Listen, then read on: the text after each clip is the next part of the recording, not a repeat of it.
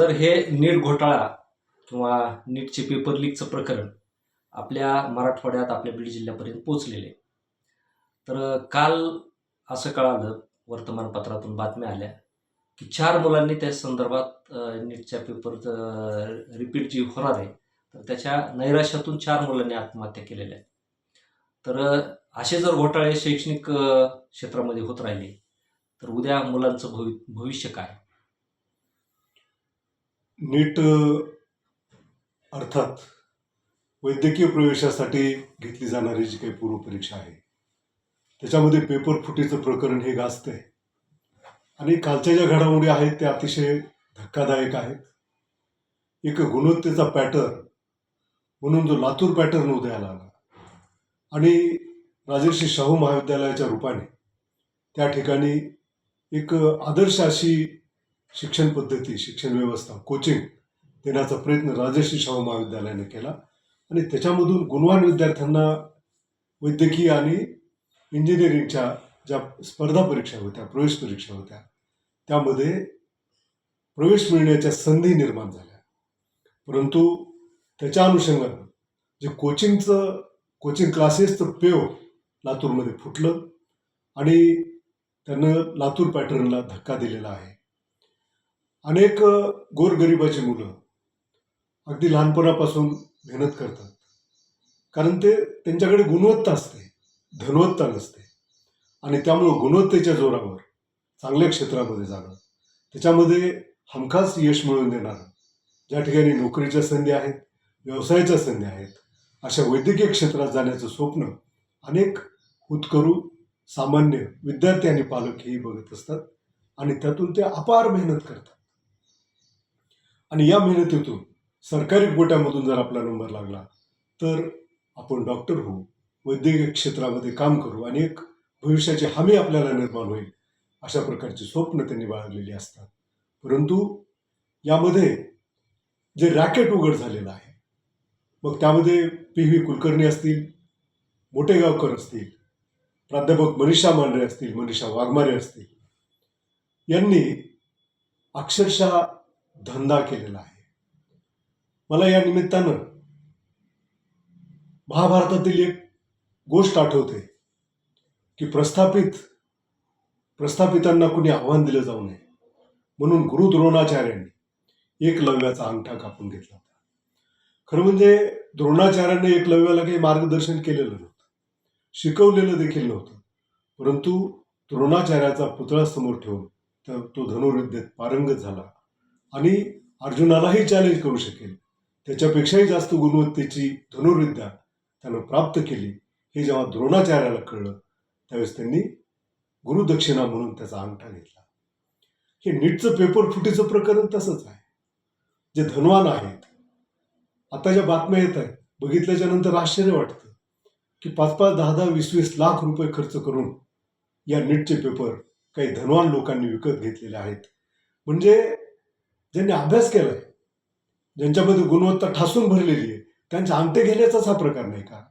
म्हणून हे मोटेगावकर असतील, PV कुलकर्णी असतील, हे एकट्याच्या जोरावर हे रॅकेट चालू शकत नाहीत. त्यांना अगदी राजकीय वरदहस्तही असला पाहिजे. म्हणून हे पेपर फोडणारं जे रॅकेट आहे त्यांना आधुनिक द्रोणाचार्य म्हटलं पाहिजे आणि अभ्यास करून नीटच्या माध्यमातून, JEEच्या माध्यमातून इंजिनियर, डॉक्टर, UPSC, MPSC मध्ये जाऊन प्रशासनामध्ये जाण्याचे स्वप्न बघणाऱ्या आमच्या विद्यार्थ्यांचे अंगठेच यांनी या निमित्तानं कापून घेतलेले आहेत असं मला वाटतं. सर, आता हे जे पेपर लीक करणाऱ्यामध्ये नावं उघडकीस आले, तर हे नावं सगळे सत्ताधारी पक्ष भाजपाच्या सानिध्यातले असल्याचे समोर आलेले आहे. तुम्हाला काय वाटतंय? सत्ताधारी भाजप जो आहे त्यांना या देशामध्ये जुने दिवस आणायचे.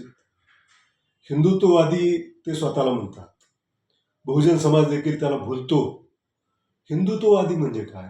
हिंदुत्व म्हणजे चातुर्वर्ण आणि वर्णव्यवस्था एकदा का आली तर शिक्षणाचे आणि संपत्तीचे अधिकार वरच्या वर्गाला राहतात आणि भाजपाला वर्णव्यवस्था हवी असल्यामुळं शिक्षणाच्या खाजगीकरणाला त्यांनी मोठ्या प्रमाणावर चालना दिलेली आहे.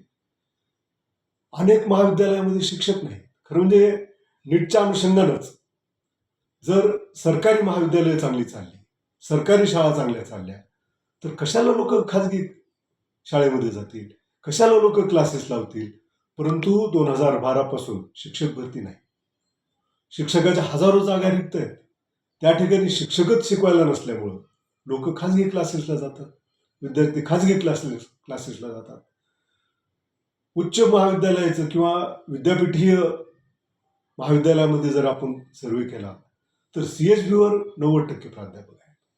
नियमित प्राध्यापकांची संख्या 10% सुद्धा नाही. म्हणजे सार्वजनिक शिक्षण व्यवस्था उद्ध्वस्त करायची, तिचं खाजगीकरण करायचं, हा भाजपाचा डाव आहे. आणि म्हणून 100% याला भाजप जबाबदार आहे. शिक्षण मध्येच शिक्षण राहिलं नाही. म्हणजे जे महाविद्यालयामध्ये तासिका व्हायला पाहिजे, रेग्युलर कॉलेज भरायला पाहिजे, तर ते भरतच नाहीत. आणि मग असं जर होत असेल तर शिक्षण संस्था काढून उपयोग काय? कारण विद्यार्थी आता कसं आहे की 12वी पर्यंतच फक्त क्लासेस लावतात आणि एकदा का क्लासेस लावले की तिथून पुढे त्यांचा उच्च शिक्षणाचा मार्ग मोकळा होतो. परंतु इतर जे आहेत MAचे, BComचे, MComचे, BA, MA, म्हणजे काय म्हणायचं त्याला, इतर ज्या कला शाखा आहेत त्यांचं तर कॉलेजच भरत नाही ना. आणि मग काय होतं, शक्यतो कला शाखेमध्ये ज्यांनी पदवी घेतली तर हेच पुढं शिक्षक होतात, प्राध्यापक होतात. मग ज्यांना शिक्षणच व्यवस्थित मिळालं नाही असेच शिक्षक जर समजा पुढं विद्यार्थी घडवण्यासाठी आले तर काय घडणार आहे? शिक्षणाकडे बघण्याचा विद्यमान राज्यकर्त्यांचा दृष्टिकोन हा अतिशय दूषित आहे.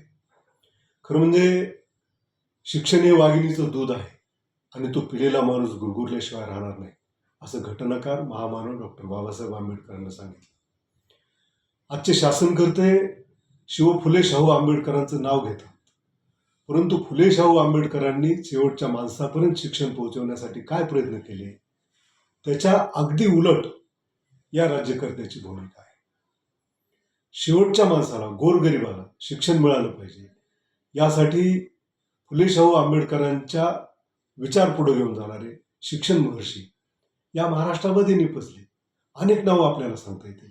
कर्मवीर भाऊराव पाटील, डॉक्टर पंजाबराव देशमुख, कर्मवीर मामासाहेब जगदाळे, आपल्या बीडचे मराठवाड्यातले कर्मवीर समाजसुधारक भीमराव कदम, आणि अशा अनेक शिक्षण महर्षींनी मुलांना, गोरगरिबाच्या, शेतकऱ्याच्या मुलांना शिक्षणाच्या प्रवाहात आणण्यासाठी आटोकाट प्रयत्न केले.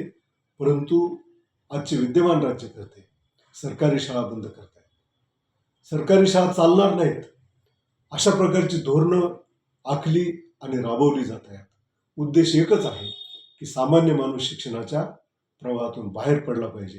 म्हणजे पूर्वी चातुर्वर्ण्य व्यवस्थेमध्ये जसं शिक्षण ही एका वर्णाची मक्तेदारी होती, आता द्विवर्ण शिक्षण व्यवस्था या देशामध्ये येते आणि शिक्षण हे पैसेवाल्यांसाठीच कसं राहील या पद्धतीनं प्रयत्न केले जात आहेत. सामान्य माणसांनी आता जागं होण्याची गरज आहे. सरकारी शाळा टिकल्या पाहिजे, सरकारी महाविद्यालय टिकली पाहिजे, सरकारी शिक्षण व्यवस्था टिकली पाहिजे. मी एक मागे मागणी केली होती या देशाचे माननीय पंतप्रधान नरेंद्र मोदीजी यांच्याकडे की आपला एक देश एक निवडणूक हा अतिशय चांगला विषय आहे, चांगली कल्पना आहे. त्याच धर्तीवर एक देश एक शिक्षण पद्धती, एक शाळा, एक कॉलेज ही व्यवस्था आपण राबवावी. परंतु मी ते निवेदन सर्वांना पाठवूनही त्याचं उत्तर मला काही मिळालं नाही.